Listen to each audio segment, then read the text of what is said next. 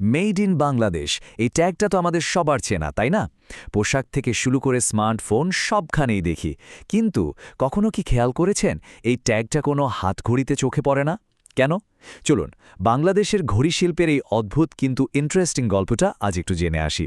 শুরুতেই ঢাকা ট্রিবিউনের এই কথাটা দেখা যাক। এই ডিজিটাল যুগেও বাংলাদেশ একটা হাতঘড়ি পর্যন্ত তৈরি করতে পারেনি। কথাটা কিন্তু বেশ ভাবার মতো। যে দেশ ল্যাপটপ স্মার্টফোন বানাচ্ছে সেই দেশ কেন একটা সাধারণ হাতঘড়ি বানাতে পারল না? অদ্ভুত না ব্যাপারটা? কিন্তু সব নিয়মেরই তো ব্যতিক্রম থাকে তাই না? আর এই ব্যতিক্রমের মধ্যেই লুকিয়ে আছে একটা দারুণ আর আশার গল্প। আর সেই ব্যতিক্রমে উদ্যোগটার নাম হল বাংলাদেশি ওয়াচমেকার বা সংক্ষেপে BWM। তারাই আমাদের আজকের গল্পের মূল চরিত্র।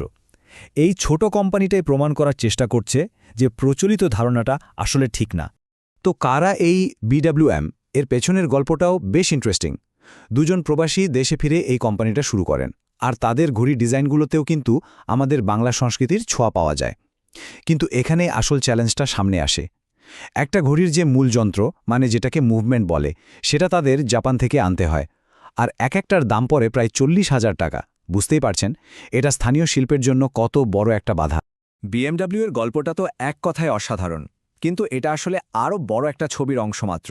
চলুন এবার সেই বড় ছবিটা দেখি। একটা অদ্ভুত প্যারাডক্সের গল্প, যেখানে ঘড়ির শখ আছে প্রায় সবার, কিন্তু দেশে ঘড়ি তৈরি হয় না বললেই চলে। $103 বিলিয়ন। সংখ্যাটা একবার ভাবুন। এটা হলো 2024 সালে সারা বিশ্বে ঘড়ির বাজারের সাইজ। আর বাজারটা কিন্তু দিন দিন বাড়ছেই। অথচ বাংলাদেশ এই বিশাল সুযোগের প্রায় পুরোটাই হাতছাড়া করছে। দেশের বাজারের অবস্থাটা ঠিক কী, সেটাই চার্টটা দেখলেই পরিষ্কার হয়ে যায়। দেখুন, প্রায় 99% ঘড়িই আসছে বিদেশ থেকে, আর দেশে অ্যাসেম্বল হচ্ছে 1%-এরও কম। মানে পরিস্থিতিটা আসলেই বেশ গুরুতর। আর ব্যাপারটা আরও অবাক করার মতো, কারণ দেশে কিন্তু ঘড়ির চাহিদা কম তো নয়ই, বরং বেড়েই চলছে।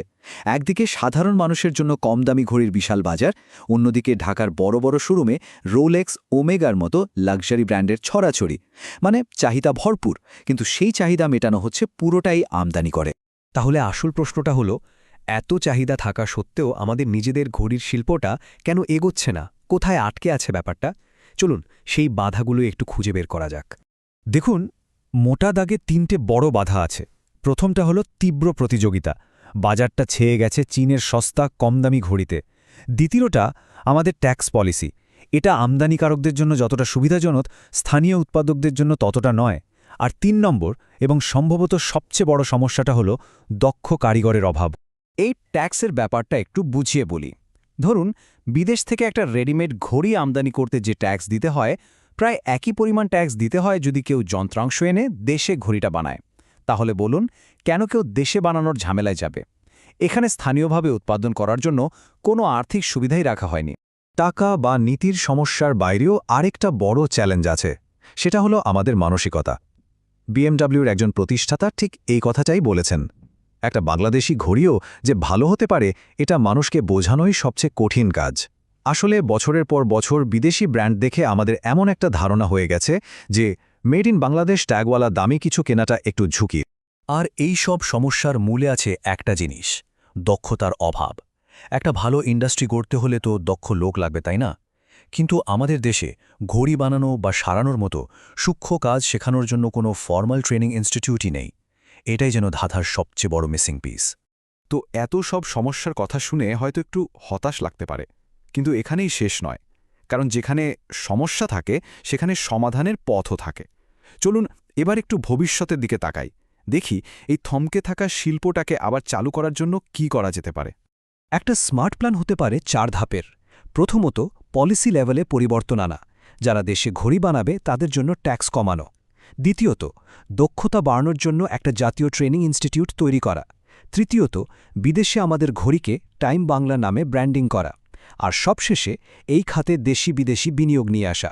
দেখুন, প্রত্যেকটা সমাধান কিন্তু আমরা আগে যে বাধাগুলো নিয়ে কথা বলেছি সেগুলোকে টার্গেট করেই বানানো। আমরা বারবার হোরোলজিক্যাল ইনস্টিটিউটের কথা বলছি। জিনিসটা আসলে কি? সহজ কথায় এটা হলো ঘড়ি বানানোর স্কুল, যেখানে ঘড়ির ডিজাইন থেকে শুরু করে ভেতরের ছোট ছোট পার্টস ঠিক করা সবকিছু হাতে কলমে শেখানো হবে। এরকম একটা প্রতিষ্ঠানই পারে আমাদের দক্ষ কারিগরের অভাবটা পূরণ করতে। আর মজার ব্যাপার হলো, এই প্ল্যানটা কিন্তু একদম শূন্য থেকে শুরু করতে বলছে না, বরং আমাদের দেশ এখন যে জিনিসগুলোতে ভালো সেগুলোকে কাজে লাগানোর কথা বলছে। যেমন ধরুন, আমাদের দেশের চামড়া তো বিশ্ববিখ্যাত, সেই চামড়া দিয়ে সহজেই ঘড়ির বেল্ট বানানো যায়। আবার আমাদের এখন ইলেকট্রনিক্স আর সফটওয়্যার খাতে যে অভিজ্ঞতা হয়েছে সেটা কাজে লাগিয়ে স্মার্ট ওয়াচ বানানো যেতে পারে। তাহলে সব মিলিয়ে আমরা কোথায় এসে দাঁড়ালাম? একদিকে দেখতে পাচ্ছি বিশাল এক সম্ভাবনা, আর অন্যদিকে কিছু বড় বড় বাধা। দেশের ঘড়ি শিল্পের ভবিষ্যৎ কি তাহলে এখন শুধু সঠিক সময়ের অপেক্ষায়? পুরো আলোচনার সারমর্মটা হল সম্ভাবনা একদম পরিষ্কার। একটা স্ট্র্যাটেজিক প্ল্যানও আমাদের সামনে আছে, এখন শুধু অপেক্ষা।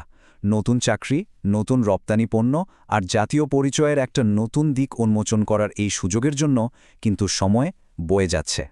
মেড ইন বাংলাদেশ, এই পরিচিতিটা কি তাহলে শুধু পোশাকেই আটকে থাকবে, নাকি একদিন বিশ্বের মানুষ বাংলাদেশের তৈরি ঘড়ি দেখেও সময় বলবে? এই বড় প্রশ্নটার উত্তর শায়দ সময়ই আমাদের বলে দেবে।